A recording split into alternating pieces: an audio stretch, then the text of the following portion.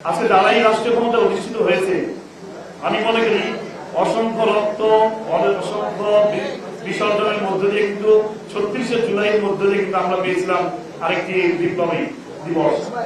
আজকে আমরা দেখতে পাচ্ছি যারা আজকে রাষ্ট্রীয় ক্ষমতা অধিষ্ঠিত হয়েছে নতুন রাজনৈতিক বন্দোবস্তের জন্য এবং জুলাই বিপ্লবের প্রেক্ষিতে পরিণত সকল রাজনৈতিক দলের লক্ষ্যমতের পরিপ্রেক্ষিতে কিন্তু একটি জনমত গঠনের মাধ্যমে আমাদের এই রাষ্ট্র পরিচালনার দায়িত্ব নেওয়ার কথা ছিল। যারই পরিপ্রেক্ষিতে আপনারা দেখেছেন 12ই ফেব্রুয়ারি যে একটি ঐতিহাসিক নির্বাচন হয়েছে, সেই নির্বাচনে 70% জনগণ হায়ের পক্ষে ভোট দিয়েছে। হায়ের পক্ষে ভোট দিয়ে কিন্তু তারা প্রমাণ করেছে যে এই দেশে একটি সংস্কারের প্রয়োজন।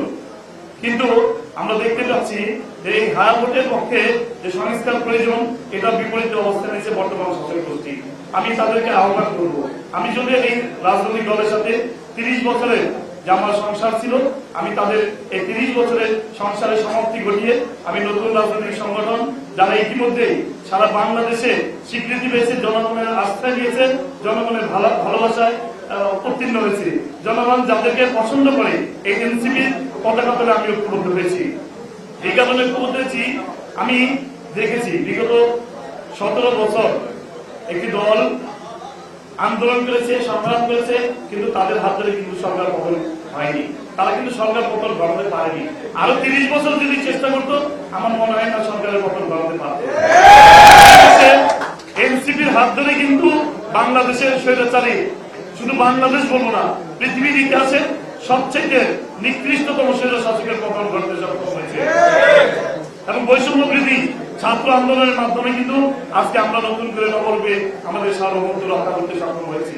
কাজেই আমি আজকে বিশেষ কথা বলবো না, কারণ আপনারা জানেন যে আমরা নির্বাচিত হয়েছি, আমাদের উপর যে আমানত দিয়েছে, আমাদের উপর যে দায়িত্ব অর্পণ করা হয়েছে, আল্লাহর প্রতি পূর্ণ আস্থা, ভরসা এবং বিশ্বাস থেকে আমাদের উপর অর্পিত দায়িত্ব ইনশাআল্লাহ ঈমানের সাথে পালন করার চেষ্টা করব।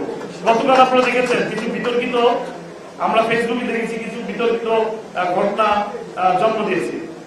অনেকে বলছেন যে আমি নাকি মেয়র ইলেকশন করতে চাই। আমি গতকাল বলেছি যে আমাদের পার্টির পক্ষ থেকে সিদ্ধান্ত হয়েছে আসিফ মাহমুদ সজীব ভুইয়া আগামী দিনে ঢাকা মহানগর দক্ষিণ থেকে মেয়র হিসেবে নির্বাচন করবেন। আমরা পূর্ণ শক্তি দিয়ে আমরা প্রথমে দলকে গঠন করবো। এই স্বল্প সময়ে যখন নির্বাচন দেবে, আশা করি সরকারের শুভবুদ্ধিত হবে এবং দ্রুত নির্বাচনের ব্যবস্থা করবেন। যদি কোনো দলের তালবাহানা করেন, তাহলে আমরা কিন্তু এদেশের জনগণ কিন্তু মানবে না।